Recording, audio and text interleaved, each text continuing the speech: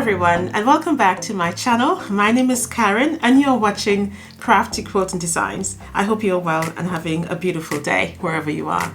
So today we're going to burn through some stash and get clearing out of all of those fabrics that we are constantly thinking of where we can actually store them. And yes, I am referring to scraps. I know for myself, sometimes I just feel that I just want to hide them, tuck them under the table, put them in the box so I don't see them and feel guilty. But today I'm going to get rid of that guilt and I'm certainly going to burn through it. So today we are going to be making a 5-minute quilt block that we're going to turn into a beautiful quilt. So if you're new here, welcome. I hope you stay to the end and then I'll give you a free pattern for this particular quilt. And you can make as many as you want in many different colors. You can use scraps, you can use yardage, you can even use pre-cut. All right, so let's get into it right now. Get excited because it's going to be a good one, guys. So let's get started.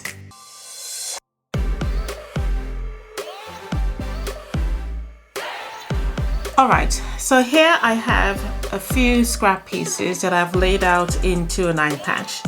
Now let me say this. Now with your scraps, you can choose any color combination that you require. As I said before, you can use pre-cuts. In this particular instance, I have used scrap to get rid of my collection of scraps.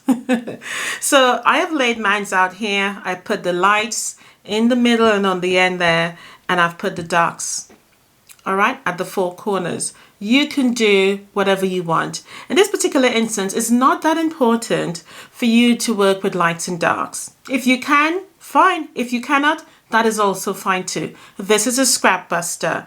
And so the objective here is to use the scrap to be as creative as possible. So as I said, I've laid mine out.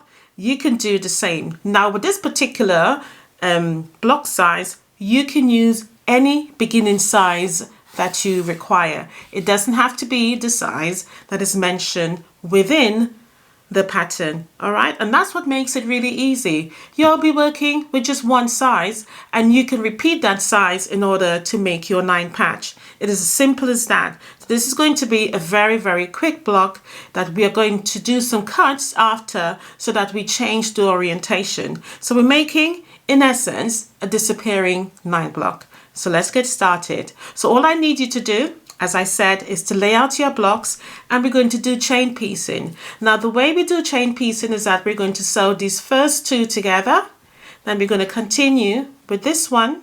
Do not break thread, you just continue and you do that there again. So let me show you now. I'm going to sew this together as my first chain piecing. I'm going to leave the connecting thread and then we're going to continue with this end. Now for those of you who are new to quilting and you're wondering, well, where did chain piecing start or why is it called chain piecing? It simply means that we do not break thread in between sewing the blocks together or piecing together. The objective here is to save thread. Whether or not we actually do that, I really don't know. To me personally, I don't think we actually save much thread, but I do feel you do save a little bit of time. And when I say time, I am talking about minute seconds. By the end of the day, seconds can equal into minutes, isn't it? And minutes equal into half an hour and then 3/4 of an hour. And then we have an hour. So at the end of the day, we are saving something. But whether or not I think we're saving thread, not so much. I do feel though, you do save a little bit of time. So as I said, we're not going to break thread. We're going to continue. And what is the secret about that is that it helps you not to get your layout all confused. Because if you are sewing it together individually, say for example, you're sewing these 2, then you start with these 2 and you put it back down. Sometimes you can mix it up. It's strange the way that happens, but it always tends to whereby we mix up the blocks, which can be a bit frustrating. And I know for me, even though I have been quilting for some time now, it still happens. And then I have the decision of, do I take it out? Do I leave it alone? In all honesty, I leave it alone. Because at the end of the day, we are going to simply cut this again, so it doesn't really matter. So I don't want you to put any stress on yourself. Just play with it, have fun. I call this simple free sewing, whereby it's non-thinking, you're just doing. So let me show you how to do the chain piecing, and then we'll move on.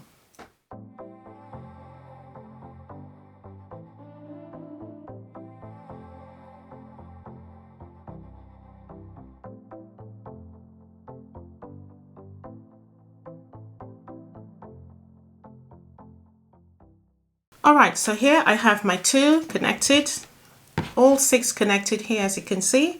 So the important thing here is to lay them back out and to make sure that the orientation is correct again and you haven't twisted it around, because ideally you can simply make a mistake and turn it upside down, and then you don't have the orientation that you initially decided on. Now, as I said, it's not overall a massive incorrect thing if you've done that, but at the same time you went through the hassle of actually laying it out in the way you want it. So before you start to sew again, just put it back down where it was and to just check that it's correct and just continue. So all I'm going to do is fold over, starting with the first one as I did, and just continue again. Alright, so now that we've chain pieced, as you can see, is all connected, and you double check that it's in the right orientation that you originally placed it in. All we seem to do now is just line it all up. Okay, and automatically, really, your seams should nest. Alright, so it's all sewn together now, and I have my seam roller here in my hand.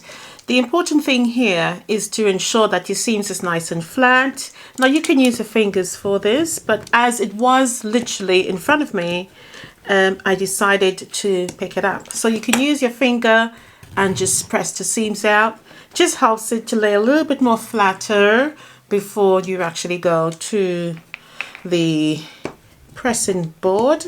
So I'm just rolling it out. This seam roller works really nice. It does the job for me, and it gives my fingers a little bit of a rest. All right, so there it is. Ideally, I don't think my block needs pressing at the moment.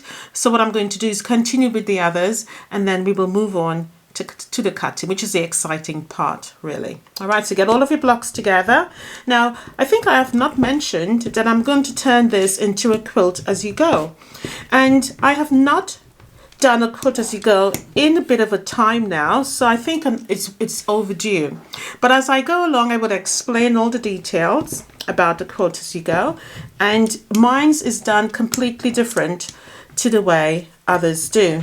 As you would notice, we are starting to make the blocks immediately, whereas with other quilters, they will probably most likely piece this 9 patch onto the batting. I do not do that. So I will explain as we go along further, and once we have all of the blocks ready in its correct orientation, and that simply means just making sure that the seams, one is laying one direction and one is laying the other direction. That's all it simply means. So one is going to the left and one is going to the right.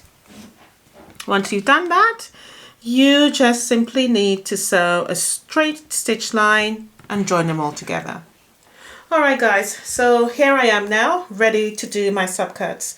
My block has been ironed and I haven't trimmed it. It has come up correct. In fact, I haven't trimmed any of my blocks, providing that you use a correct 1/4 inch seam and all of your small squares are the same size. Ideally, you really shouldn't have any problem. However, if you find that some of your blocks are smaller and bigger, I would definitely say work with the smallest block. So i.e. make your small block the size of all of them. So in that case, you would use a trimming up ruler, a square ruler, and trim all the blocks to the smallest size of all the block, irregardless if it is a 1/4 inch less. It doesn't matter, just make sure that they're all the same size. That's important. So now I'm going to cut from point to point there, and I'm going to do the other side, making an X of subcuts within the middle. So line it up, making sure it goes through all the intersections there and there, and you simply need to use your rotary cutter, hold and cut very firmly. Ideally, try not to move the block because then you would have to reposition it, okay, just to make sure all the intersections line up again. So place it where you can walk around and simply just cut it again. All right, and once you place it on there, you need to hold your ruler, making sure the intersections line up yet again, and continue to just cut as normal. Making sure you put lots of pressure on the ruler. And notice I'm taking my time because I don't want to, get it all stuck in the middle there for that intersection. All right, so just take your time and do that. Right, so you can cut 2 or 3 at the same time. In this example here, I have only cut 1. The objective is to then move the blocks around and figure out what sort of patchwork orientation that you want. Now, I have lined up a few examples here, so I'm going to move the camera over so you can see what I'm referring to. For the blocks here, as you can see, they're all stacked, and I have taken one of the subcut to make the whole block. So underneath, as you can tell, is that all the other blocks are stacked underneath there. So that's the way I have laid it out. So once it comes to sewing it together, it's quite simplistic. Here is another layout for you, and I have used 3 of the subcuts here. So all I've simply done is use these 2. I will sew these front sides together, and I'm simply just going to add this one once I'm completed. All right, so you have a rectangular block here, and you would use 3 of the subcuts. Moving over to this one over here, this is one of my favorite ones here. What I have done is use this basic block, and I've taken 2 of the subcuts and joined them together, and again you'll just use 2 for this one. Now you can use a whole row. Once you decide on the orientation that you like, you can build the block however it pleases you. You can add sashing, you can just sew them all together, you can put them on point. It's entirely down to you. Now, talking about putting it on point, what I have done is use this particular concept here and bring it in the middle, but yet I have then used the subcuts to make this block on point. And if I were to sew it together, just to give you the idea, I will sew that one on top, and I'll sew the bottom, and then I'll add the sides together to bring that block together. However, please note that I've actually used 6, 1, 2, 3, 4, 5, 6 to make this particular block. Now this is the original concept of which I want to work with, and this is what I am sticking with. I do like the idea of this, and I think it's quick. As I said, it's a 5-minute project that will literally going to turn into a quilt as you go. And I do love that all of the small triangles come together in the middle there. What I'm also aware of is that once I add the other block, it is going to make a diamond here. Take it that I won't be using the same colors, and that's something you would need to consider, is that you don't use the same or similar colors like next to each other, so that you can still enable you to see that particular diamond. And of course you would then continue with your blocks as normal. All right, so I'm going to choose one and then I'll sew it together. Ideally I am actually going with this one, so I'm going to get all my blocks together like this, and then I will show you then the steps to make it a quilt as you go. Alright, so let's get started on the quilt as you go. I have my extra batting here. Now, one of the ways in which this is so successful to me is the fact that I can use up any leftover battings to do this method of quilt as you go in rows, which is the method that I have created for myself, and obviously I've shared this with you, and it has worked out really well. A lot of you have told me how fantastic it is and how easy it is. Now, I developed this because when we were traveling around Australia, I felt that I couldn't make the size quilts that I wanted, and at the time we were doing a sew and long, and so I needed the extra space underneath the throat of the sewing machine. So I sat up night, laid up, thinking, well, what can I do to help this be more easier for me? And so it just pinged in my brain, just do it in rows. So that's how the idea actually came up with me. So the objective here is if you can use up extra batting, you can. It's a good way to do that. If you haven't got any extra batting or leftover batting, you can just simply cut from what you have. So I have my whole piece here, and this is, as I said, it's an extra piece. All right. Now, one of the ways in which I do this is that once I have made or pieced together my block, I will then sew that block together. Now, even if I were to add sashings in the middle, I would still separate that block with sashing. So for example, I would piece it like so. So that's my sashing, and that's that. I will still piece it together in rows with the sashing. It doesn't interrupt that at all. Okay, so in this particular instance here, I have not added sashing, and so I've just sewn, put together 3 of the blocks. All right, so I have centered the blocks, and one way to do that, and I'm going to start again, is to fold over the length of your batting. Well, some of you may say, well, how do you decide on the batting that you want, what sort of length you want to go with, or what width you want to go with? Well, one of the good things about doing that is once you've sewn your row together, you need to decide, do I want any borders on this? So for example, if I didn't want borders, I would probably just sit it right in the middle, okay, and I will baste it on as normal, and then I will trim it up, and I will show you the trimming method that I use to join the rows together. However, in this particular instance, I am going to add borders. All right, so what I will do is find the middle of the batting. I'll fold it over, give it a little bit of crease so I can see, or I can use some sort of marking tool and mark it down there. And then I know, but because I've done this quite a few times now, I am quite confident in just doing it visually without having to use any marking tools.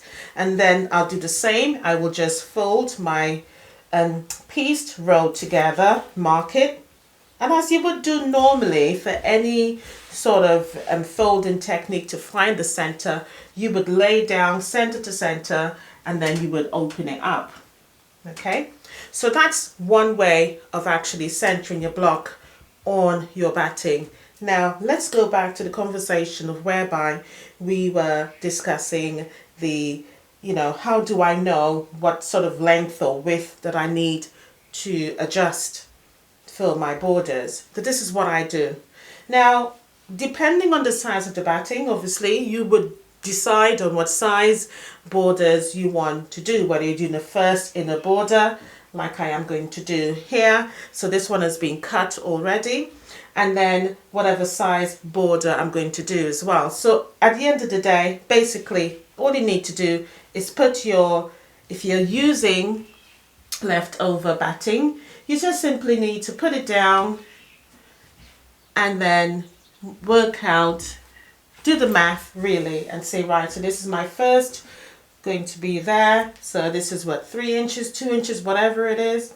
Put it down there. How much space do I have up there for my batting? Now, give yourself a little bit of leeway. Don't give yourself, the tiny amount to work out the maths, So, and in essence, really, if you give yourself a wide amount of batting, you don't have to work it out. All you need to do is cut the strip width required for the inner border, and then the strip width required for the last border. So for example, let's say I go with 2 here and I go with 4 there, and I know it's 6 inches altogether minus my 1/4 inch seam. So I'm going to have a little bit of space. Okay, so it's simple as that. The next objective, once you've worked that out and you know you've got your excess border, you need to do the same for the side. Don't forget that. So the side here and the side down there. This is why my batting is long. Okay, so hence I've given myself a little bit of leeway on the side here, which is no problem. The next thing now that you need to think about is bringing the row to the edge. Okay, now I usually bring mine to the edge of, say, probably about 1/2 inch. Okay, when I actually baste it down. I'll say that again. So I'm basting it down. So I have all my blocks here together, and I'm simply going to baste it down. As it is on there pretty good, because remember, with batting, there's usually a side that grips it, isn't it? So that's the side it's currently laying on. All right. So I usually bring mine up to about half an inch to the edge, which is okay, because at the end of the day we are going to trim this back to the edge of the block, so it's not that important to leave a wide gap there. Just give yourself a little bit of leeway, just in case you were sewing and for some reason you came really close. Just give yourself a little bit of extra, just in case, just like an insurance, just in case an accident happens. All right, so that is the objective here. So once you've done that and you're happy with the width of the distance from the edge of the row of blocks to the edge of the batting, you're happy with that. So I said 1/4 inch, perfect, that's done. And you're happy with the gap that you've left for the borders on the top and the borders on the side. Now's the time for you to simply sew it down. So you can do two things. You can pin it down. To be honest, it's quite a small area. I'm sure you can handle it by pinning it down. Okay, so if it was a longer one, I probably very likely would have basted it with my quilting spray. But because it's a small piece, it's only 3 blocks in the row. This is going to be a wall hanging, so I'm not really bothered. But either technique for basting is fine. And in this instance here, all I'm using is just straight pins to hold it in place. So what I'm going to do now is to sew this down. And let me just make this very clear. When I am sewing it down, okay, I am going to sew across there at the top, right at the top, and right at the side, and right to the side. I'm literally just sewing the whole thing down. I'm not worried about the middle at the moment. You can, if you want, go straight down the edge of the block, but at this stage it's not that important. All we're doing really is just stitching along there. That's all we're doing. Just making that stitch from there to there. Don't bother about here at the moment. Just stitch all the way there, and that's fine. Okay, so you're just doing that stitch to cover the whole edge. Now it doesn't have to be on the edge or anything like that. You can just give yourself 1/4 inch as you do, because we are going to add the first row of border, the inner border here. So we're just sewing it down. Another objective that you can do, and I'm going to give you all of it right now, is to simply take your first row, your first inner border row, and just put it right there, and you kill 2 birds with 1 stone, literally. So what you'll be doing is stitching down your inner border at the top at the same time as stitching down your quilt row on your batting. That's what I would do. All right, and then once I have done the top, I will then do the same. In this instance, what I am doing is sort of a stitch and flip method. So I'm stitching on the first row, flip it over, stitch the side, flip it over, and the other side. And I know then that my quilt row here is ready to be joined to the next one, and then I can continue with the borders. So let's get to this stage, and then we will take it further, because I know visually it's a lot more easier to understand rather than always talking, because we all have different ways of learning. Right, so let's get moving on with that. Alright, so you can see now where I have laid everything together. My first inner border is laid front sides together on top of the row of the pieced block, and I'm simply just going to sew. My thing, what I would say to you here, is to just lengthen your stitch length, because it's going to be a little bit thick underneath there, because obviously when we're piecing we don't need to we need to have that tight stitch, don't we? So when we are on the batting, I would say just give it a little inches, bit millimeters or so of stitch length, so that it moves a little bit more easily. I mean, you don't have to, but again, it eliminates the need for trying to pull it through faster. All right, and so you just continue to sew. And that is it. Very, very easy. I'm just going to remove a pin here.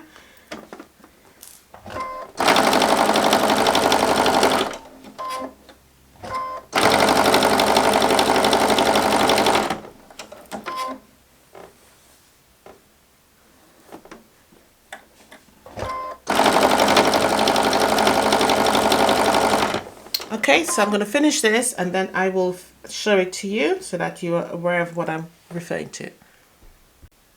Alright, so the first border have been stitched on now, and so I've removed the pins, and I was just thinking to myself, you know what, I'm going to use the glue just so that I've shown the pin side, so let me remove the pins and do the glue so that everybody, you know, because I know we all like our own things. Some people are glue people, some people are pin people. So I've demonstrated the pin, so I've stitched it down, removed the pins as I said, and all I'm going to do is flip it back, add a little bit of glue on the batting. I don't spray the quilt top, and I'm just going to put it down gently and smoothen it down with my hands, just as I would normally if I was making an ordinary quilt top. Do this exact same thing. Alright, so it's down there now. Now the next objective now is to add on the other border on this side. So I have already cut to the size that I want and the length that I want, and all I'm going to do is what I would do normally, is to lay this on top of each other and sew it down there, and then we'll flip it over. Okay, and I'll do the same for the next side. I wouldn't demonstrate that to you, I will just sew it and come back to you. Alright, so I'm going to do that now and I'll see you in a moment. Alright, so it's all stitched on now, and this is what it looks like.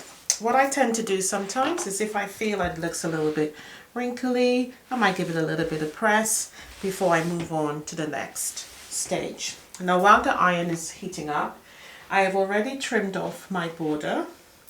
So what you need to do is to, in this case it's quite simple, cut your border to the size that's required, line it up edge to edge, and then simply just cut. It is as simple as that. Alright, so I'm going to sew on the border on each side, all three sides to corner there, corner here, and at the top, and then we'll come back and continue with the middle row. Alright guys, so let me tell you what actually is happening here. So I went ahead and completed the top. So this top of the quilt. Alright, what you need to understand is that I have already glue based the border here, and I'll just lift it up so that you can see. I've glue based the border. I haven't glue based the edges here. And when I say glue base, I'm referring to my quilting spray. So I'm going to do that on the camera now. And then put it down very gently. Okay, and that's secured there. I'm going to do the other side.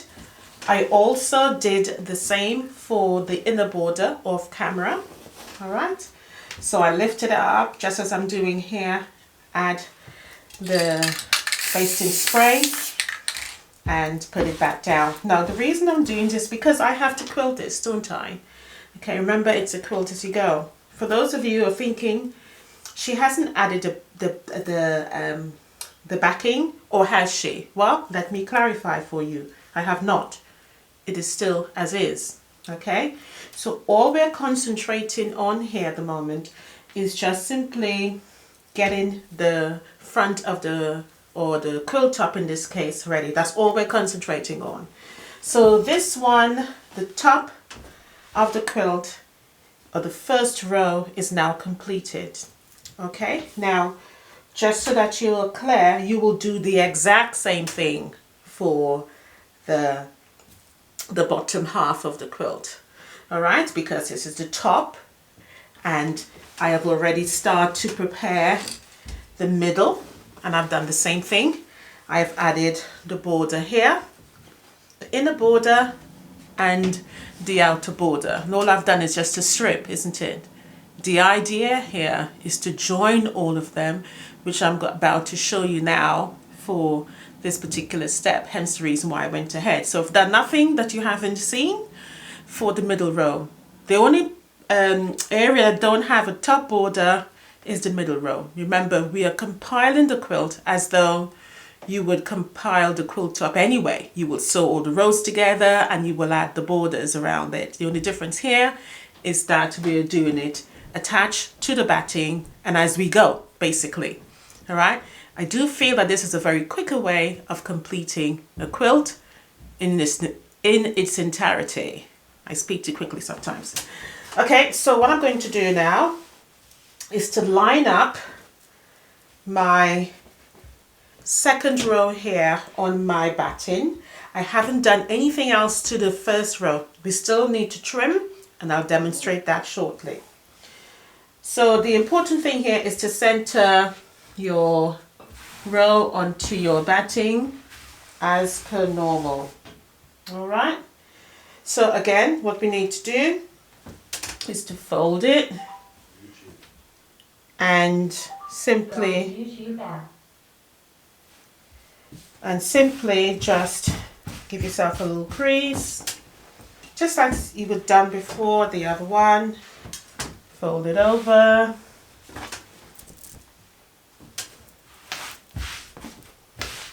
Just press it with your hands, open back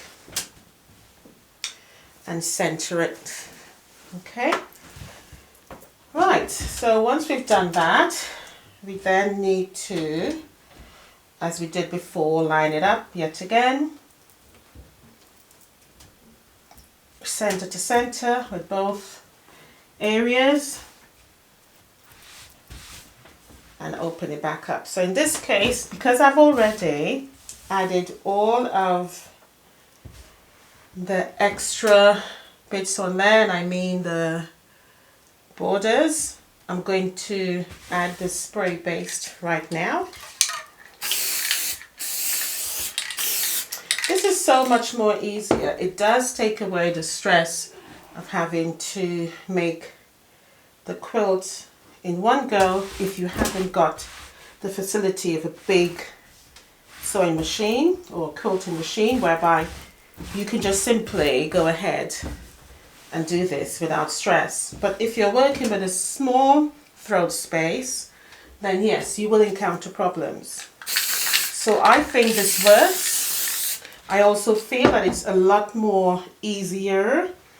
You're not having to piece onto a small piece of batting and then join the whole thing together.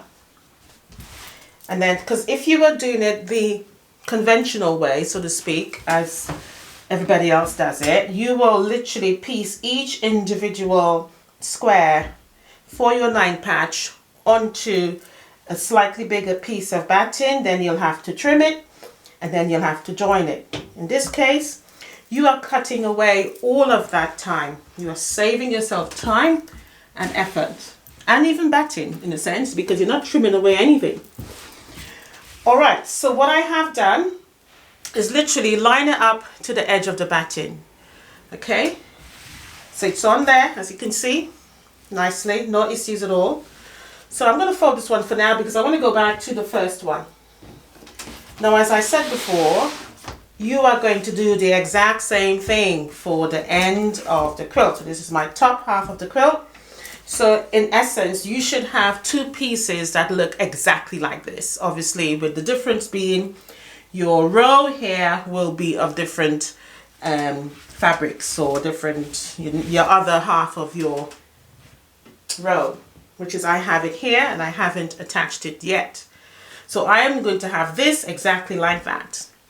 But for now, what I want you to do now, once you get to this stage, is to simply level up. Remember, we spoke about that. We said we are going to make sure the edge of the batting is at the edge of the first row. So I'm going to level that off now.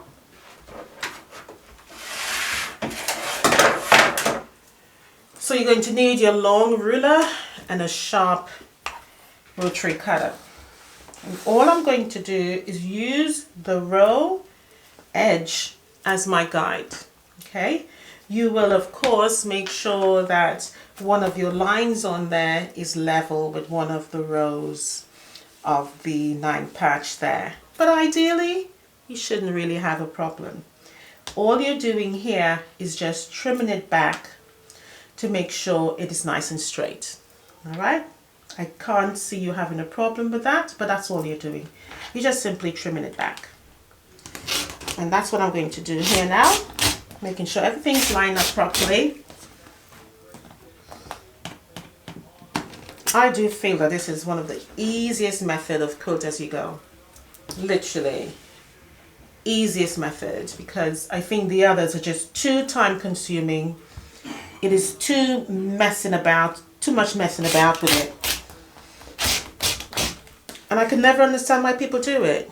So, hence the reason why I created this. I just felt that it was a lot more easier. And I saw no one doing this on YouTube. And I thought, you know what, I'm going to share my idea, because if I am frustrated with having to quilt on a small throat space, I'm sure others are. I mean, we live in different parts of the world, but many times we experience very similar things. So that is where we're at the moment. So it's nicely trimmed back, and I'm going to hold it up to the camera so you can see it. Look at that, nothing's hanging out. So this again, you would do normally when you were, if you're making a conventional way of making a quilt, you would. So I'm going to put that to the side for the moment and go back to the next one. So in this case, I'm going to do the exact same thing. Now, let me say this again. This is just extra pieces of batting that I've already cut and was just sitting underneath my table here. I have not opened up my new batting roll at the moment. This is just pieces sitting here. So again, I like to make a scrap quilt using battings that's been left over. So it's very holistic. All right, so I'm going to trim off the edge here. And I know you're wondering. All right, guys, so I think my camera just cut out, so I'm using the other one. So I'm going to continue what I was saying. So what I was saying is that I know some of you are wondering, well, what's going to happen with the back, because she hasn't started anything as yet. Don't worry, we'll get to that. And I will show you what to do. But for now, I'm trimming up edge to edge. I'm trimming away the excess batting here. And once I'm done, I'm going to trim this side because I haven't done it yet. Okay, that's important. Now, there are 2 ways in which I actually complete my quilt as you go. This is the very first one I shared, and I will link that video for you if you have not seen it. But I think that video has about 90-something thousand views on it. So a lot of people did discover my technique of having to do quilt as you go. But as I said in the intro, I haven't done one for a while. And I have done several after that, but I haven't done one for a while. And I thought it would be nice to do another beginner one so that you know how to do it rather than you having to go search. So again, edge is nice and sharp and straight. And I'm going to do this side now because this one isn't as yet. So you can see the batting there, all right? So I'm just going to trim it up.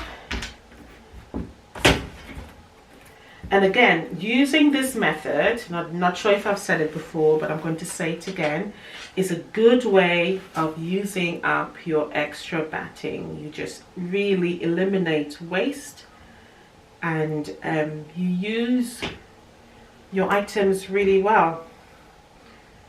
So you're not wasting anything.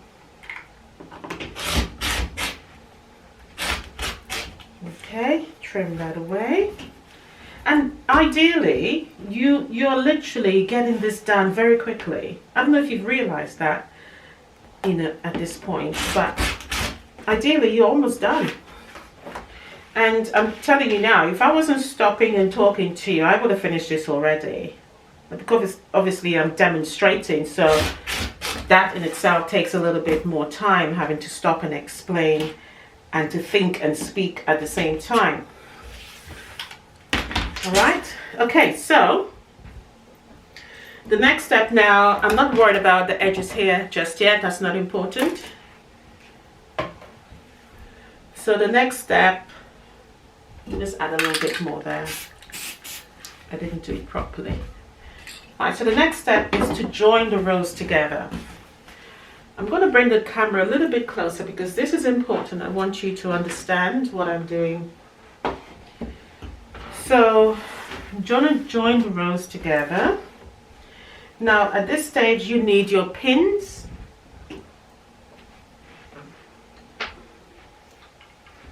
You need your pins and you need to make sure that you line everything up properly. I'm going to glue base the end here because I don't want it to move once I start to do what I'm doing. And notice every time I put it down, I bring it towards me because I am smoothing in from behind because I want any air pockets to come out. All right, I do the same on this side. Done already, excellent. All right guys, so the important thing here is to line up both edges together. Now the reason why we trim it is because we want it to come together nicely. It fits there nice and snug, okay, because we're going to pin it front sides together. So I have my marker here, my first marker here, to ensure that this is done properly on my borders. They are the same size in width. All right, so ideally they should line up. If yours doesn't, then that's a clear indication you didn't cut it correctly. So I'm going to fold it over, but before I do that, I'm going to check that each intersection, each square, each patch is lined up properly, and I can see mine has. Okay, no problem there all the way down. So I'm going, and let me just show it to you because I want you to get it, what I'm saying. So if I turn the camera, you can see it line up there. It's lined up there, and at the end, everything's lined. You can see it. No issues at all. All right. So what we're going to do now is just simply fold it over. And my first point of connection, as I said, is checking that my borders line up properly. So like so, that's what I'm looking for. All right, so that's lined up properly there. And I'm going to put my first pin in, right in the middle there. Double check again, it's done properly. Good, because I want to make sure it's lined up. All right, next, moving on. Find another intersection. Good, just line up there and pin it. I'm not pinning too close to the end because at the end of the day, we are going to stitch here. All right, so it's best just to leave it out a little bit. Moving on to the next one, check for the, and look at that, look. You can see that's lined up automatically there. No issues at all. All right, so again, double check, pin. And I'm using nice big pins here because I'm going through a lot of layers. Onto this one now. Love it when a plan works out. Look at that. See? Lined up properly. And all I'm going to do is just pin. Make sure it's nice to the edge. Line up properly, edge to edge. And that's it. Now all I'm going to do now is to do a stitch coming all the way down. And yes, if you're wondering, I am going to use a 1/4 inch stitch. Okay, and come all the way down. And once I've done this, then that's the first and second row completed. And then I'm going to add on the last. And then I'm going to show you how to complete the back.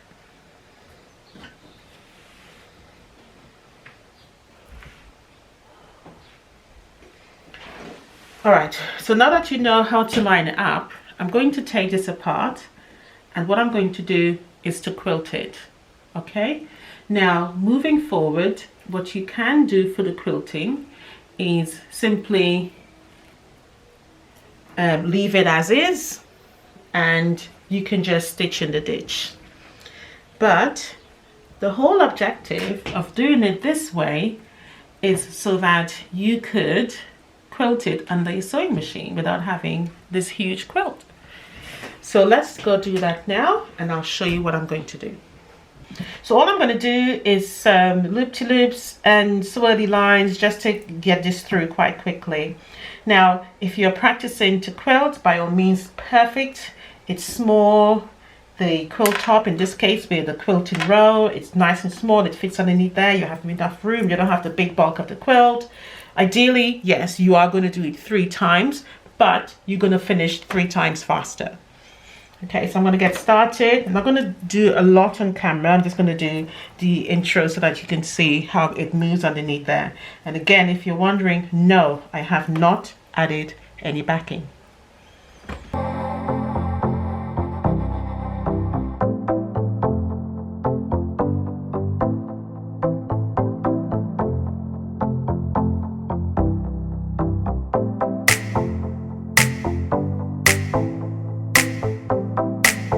Alright, so the next stage now, after you've sewn the whole quilt top together, as you can see my rows where I stitched, you can actually see my quilting, and yet there is still no backing onto it. So the next objective here is to just simply take your small iron and go in between the rows and just open them up. Okay, moving on, I have already added the backing fabric, and it's not fully glued on or spray glued on, so all you need to do is to measure the front of your quilt with your batting to the size of your backing fabric, which I've already done, as I stated. So I'm going to take my Birch quilting spray. You can use whatever quilting spray, a glue-based spray will work also, and spray the batting. Okay, now if you haven't seen a fully video on what I usually do, I will link a video that I have already done on how to baste your quilts for you. Now you will fold it back over and you will just smoothen it out. Now this is the easiest technique in terms of basting that I use, and I think works really 100% all the time. Now the next objective is to baste, quilt it, and you're wondering, well, you could leave it like this, but because quilting is about making sure those 3 layers stick together, we need to add some stitch lines here. So you would flip it on the other side, and what I would do is add a stitch line in that seam line all the way there. Remember those 3 rows that we had, or the 2 rows I should say we had. Okay, so you could, in essence, do stitch in the ditch for the block. This is your block here. All right, so you will do stitch in the ditch all the way down. So in essence you will have 1, 2, 3, 4, because you're stitching the whole frame of the quilt around. You can do a zigzag stitch, you can do stitch on either side. I, to be honest, might just simply do a straight stitch in all essence, because I've already done all the fancy quilting at the front. I don't see the point in doing a zigzag stitch. However, if you haven't done that at this stage, if you didn't quilt yours in that way, and to be honest, you don't have to do a free motion. You can simply do zigzag stitch. You can use your sewing machine stitches and do any sort of fancy stitch that you want. Ideally, it doesn't have to be free motion. That's why this technique works so simplistically, because you have a row and you can do whatever you damn well please. Okay, so in this instance here, what I am going to do is simply do stitch in the ditch.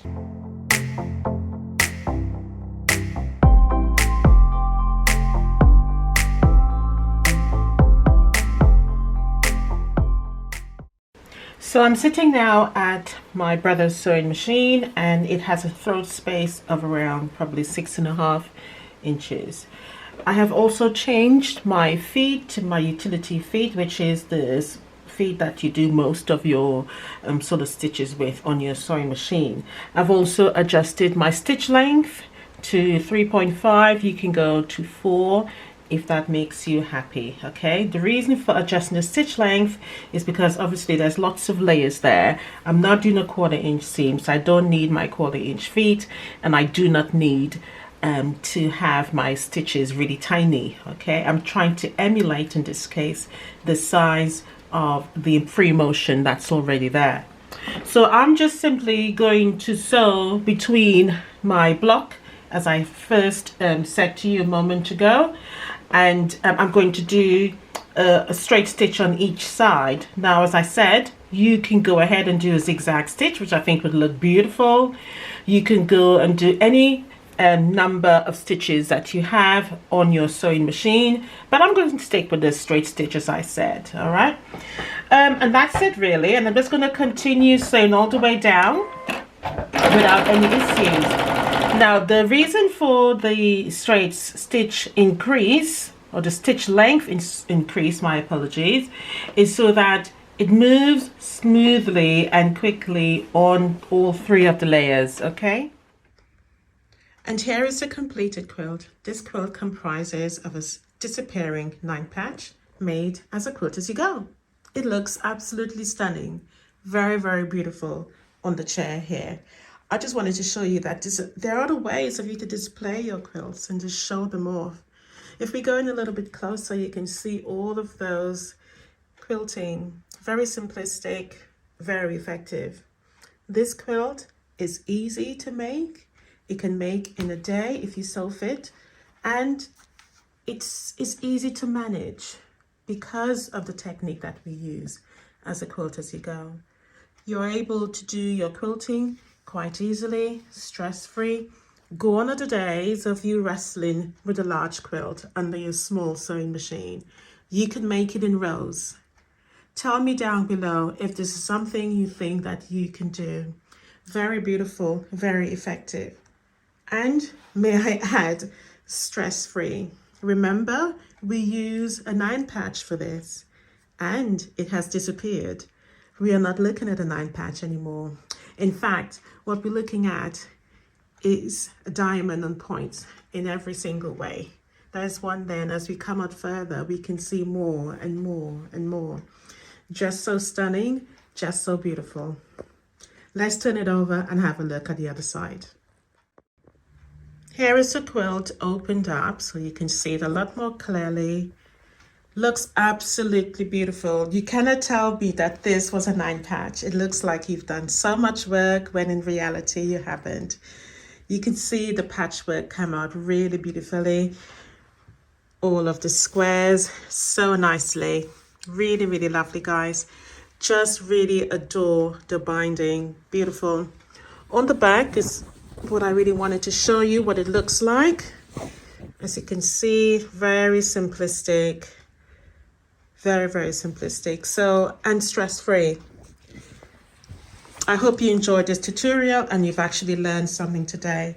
This is a very simplistic way, as I said, of making a quilt as you go. Well, guys, that's it for today. Thank you so much for joining me. Bye for now. Happy quilting, and I'll definitely see you in the next one, guys. I really hope you enjoyed this tutorial. If you found value in this, please do let me know.